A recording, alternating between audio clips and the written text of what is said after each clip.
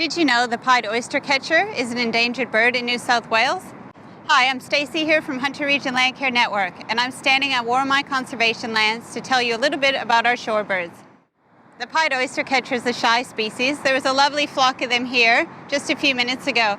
They were foraging in the sand for shellfish, worms, crabs, and small fish, and they've just flown further down the beach. There are estimated to be only about 200 breeding pairs of the pied oystercatchers left on our coastal beaches along New South Wales.